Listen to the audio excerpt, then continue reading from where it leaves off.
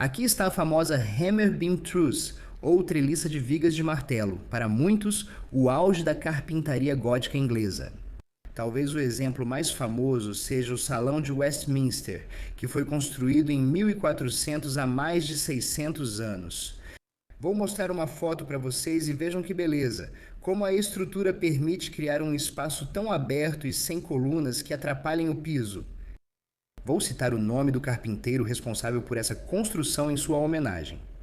A cercha de vigas de martelo é, na verdade, uma falsa cercha, já que não possui um de seus componentes mais importantes, que é o tirante que deveria ir aqui. Este, se vocês perceberem, é um tirante interrompido.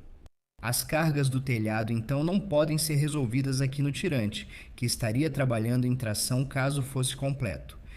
Por isso, a geometria dessa estrutura é tão desafiadora, já que as cargas do telhado são resolvidas aqui nas paredes, o que exerce uma força extrema para os lados. Na Idade Média, isso era resolvido de uma maneira super simples e direta, que era ter paredes muito pesadas, muito grossas, muito sólidas. Dessa forma, não precisavam se preocupar que esses pilares se abrissem ou fossem empurrados para fora. Reparem no exemplo de Westminster o quão alto termina o teto. Quanto mais alto o teto ou onde termina o teto, maiores são as forças laterais.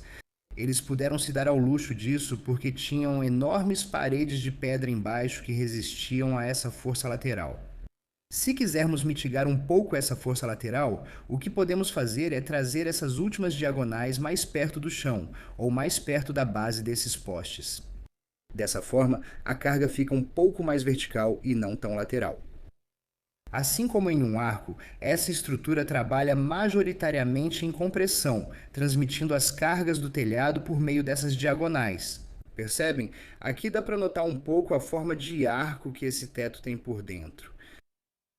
As pernas, os pares ou os cordões terminam aqui nessas vigas, que são chamadas de viga de martelo e devem ter uma emenda, assim como vimos com a treliça espanhola, para que as pernas não se abram. Vocês podem imaginar que, se essa viga de martelo fosse inteira, atravessasse até o outro lado, por toda a largura do teto, ela se transformaria em um tirante. E não precisaríamos nos preocupar tanto com essas diagonais e essas estruturas, seria simplesmente uma treliça mais convencional, onde essa peça trabalha em tração. Neste caso, essa viga serve para transferir ou transmitir as cargas que vêm de cima para essa última diagonal. Os postes intermediários geralmente usam um encaixe de caixa e espiga atravessada com cunha, existindo várias variações nesse encaixe. Às vezes, é a viga de martelo que atravessa a peça do poste intermediário e outras vezes é o poste intermediário que atravessa a viga de martelo. Eu já vi as duas versões. E na parte superior temos aqui um falso pendurador, muito parecido com o pendurador da treliça espanhola.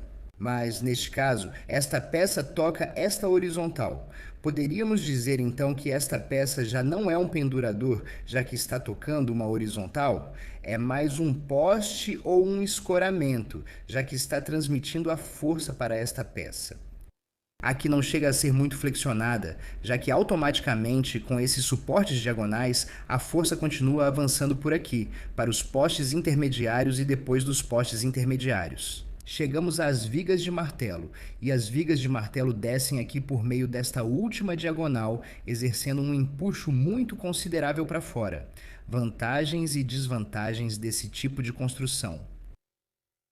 Por um lado, e na minha opinião é uma das estruturas mais espetaculares e chamativas da carpintaria tradicional, permite uma espacialidade insuperável e, além disso, tem um aspecto colossal, como o de uma catedral. Mas, ao mesmo tempo, é leve aos olhos, já que tem todo esse espaço livre.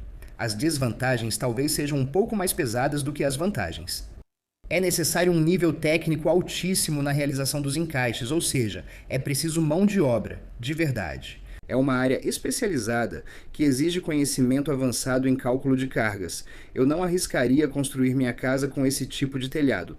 Por exemplo, sem antes consultar um engenheiro calculista que me ajude a definir a geometria, os tipos de encaixes, a espessura ou o tipo da madeira.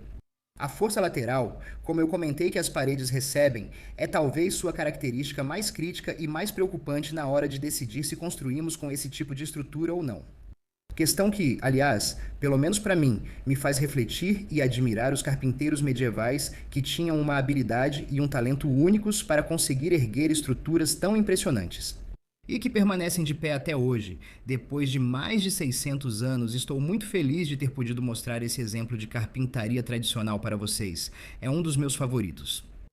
Eu adoraria poder construir minha casa com essa técnica, mas como comentei, não é só chegar e fazer. É bastante difícil, exige muito mais cálculo e muito mais reflexão.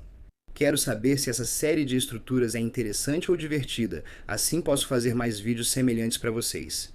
Se tiverem sugestões para próximos vídeos desse tipo, estou ouvindo.